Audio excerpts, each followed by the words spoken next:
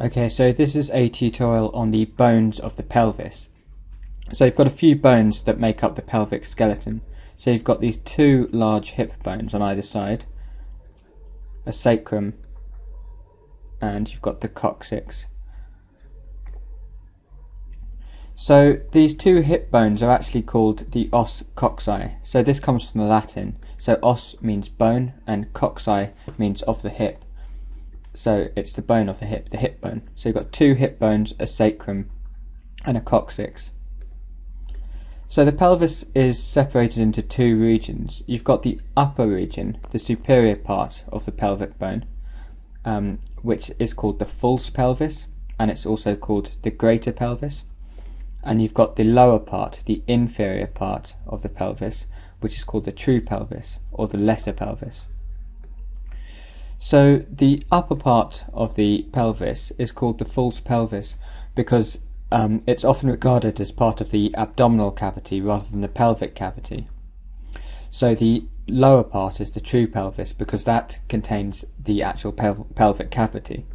So the lesser pelvis begins at the pelvic inlet, which is formed by this rim here. So you've got the body of S1 and then this rim which is formed around here, which I'm showing you with the mouse. So this is the pelvic inlet, and below this you've got the pelvic cavity, and this is housed in the lesser pelvis or the true pelvis.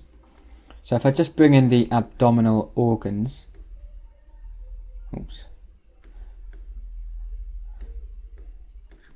you can see that the upper part of the pelvis actually sits with the abdominal organs, whereas the lesser pelvis, so you can see the pelvic inlet here at this rim, so you've got the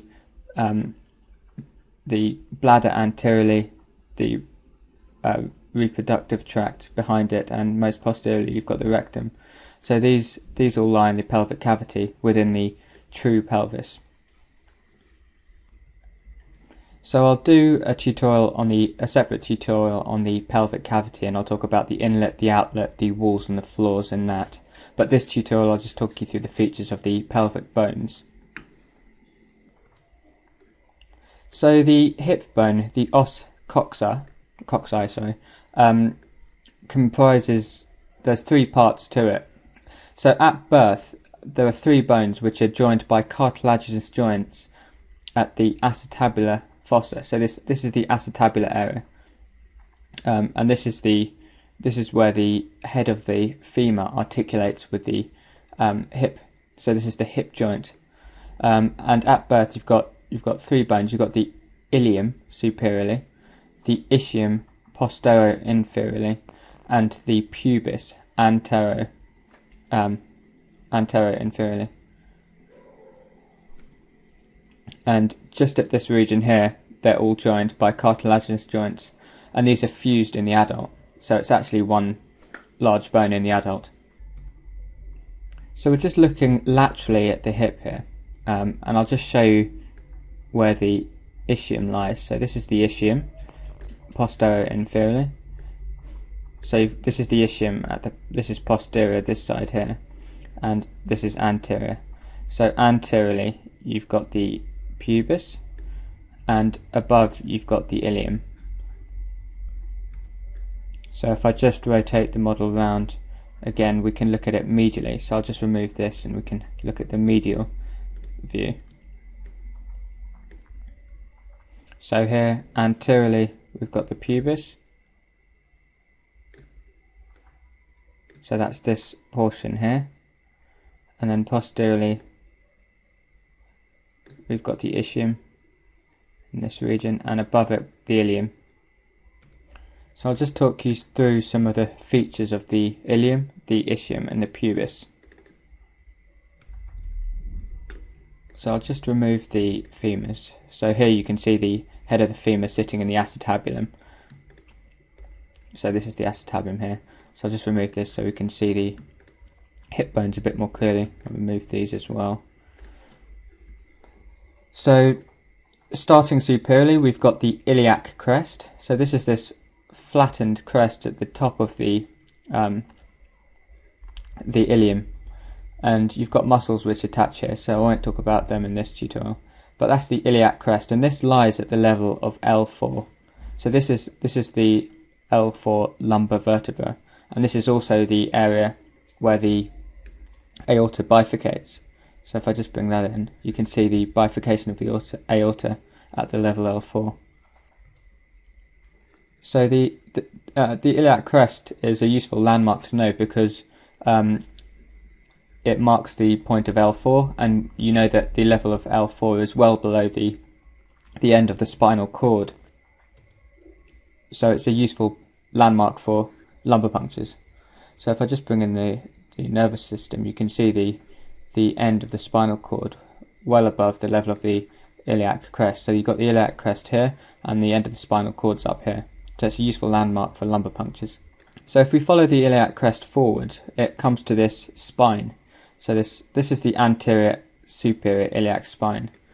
So this is also a useful landmark, and this can be easily palpated.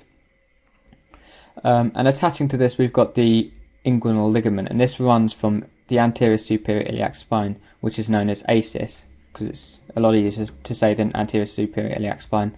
And this runs from the inguinal ligament runs from ASIS to the pubic tubercle. And this is useful to know, another useful landmark, because midway you can feel the pubic tubercle as well. So you can feel both these landmarks, ASIS and the pubic tubercle. So midway between these two landmarks, you can palpate the femoral artery. So if I just bring that into view, so you can see this artery running halfway between these 2 points.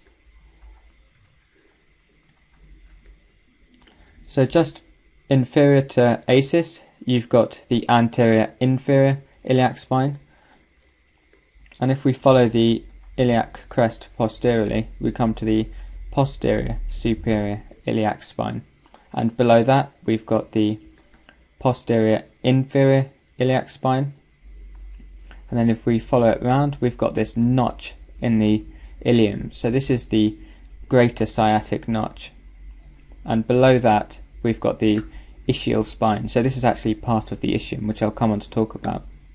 So above the ischial spine, you've got the greater sciatic notch, and below the ischial spine, you've got the lesser sciatic notch.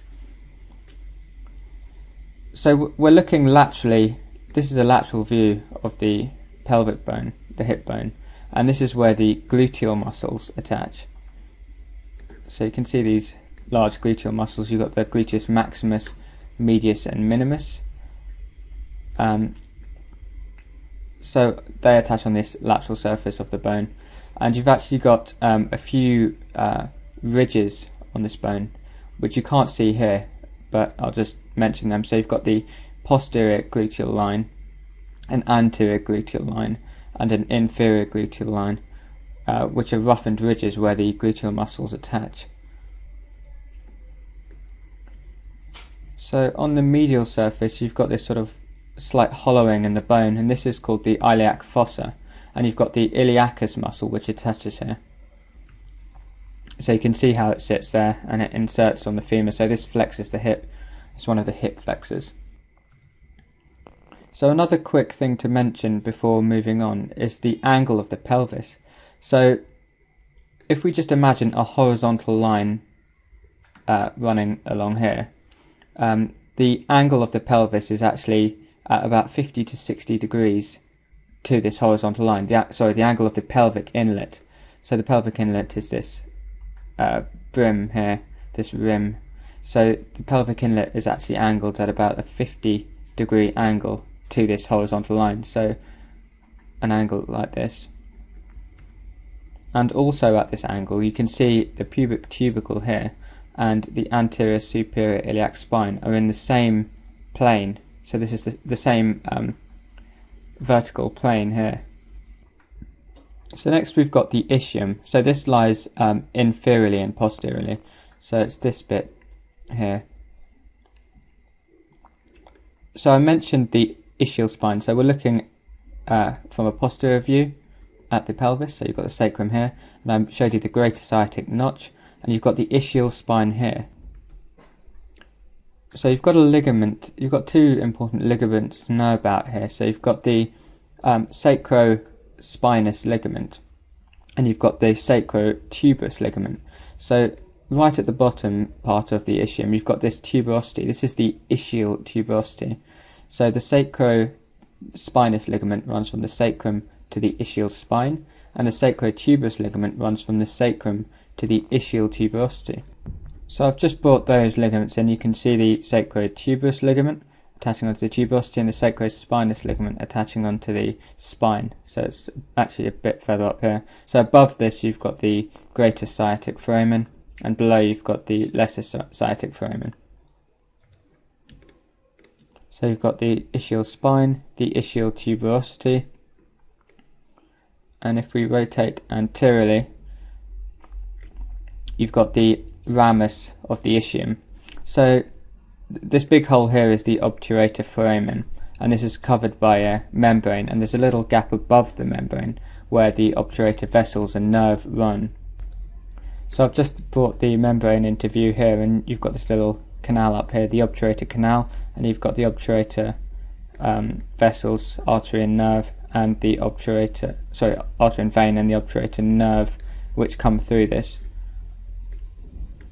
So coming back to the ischium, so if you remember the lateral view, the anterior inferior part is the pubis, and half of this bone is part of the pubis, and the other half is part of the ischium. So this is the collectively this is the ischiopubic ramus, but the posterior bit is the ramus of the ischium, and the anterior part is the inferior ramus of the pubis. So that's the ischium, it's this posterior inferior bit. So next we've got the pubis. This is the last bit. So this is the anterior and inferior part. So you've got the pubis has a body, and it's got these two arms, these two branches. So you've got the superior ramus and the inferior ramus. So you've got the superior pubic ramus, the inferior pubic ramus, and the body.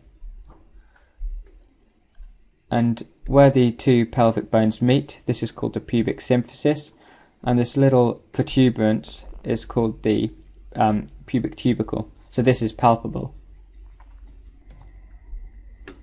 So those are the features of the pelvic bones. So the hip bones, so the ossa coxae. So at the back you've got the sacroiliac joints.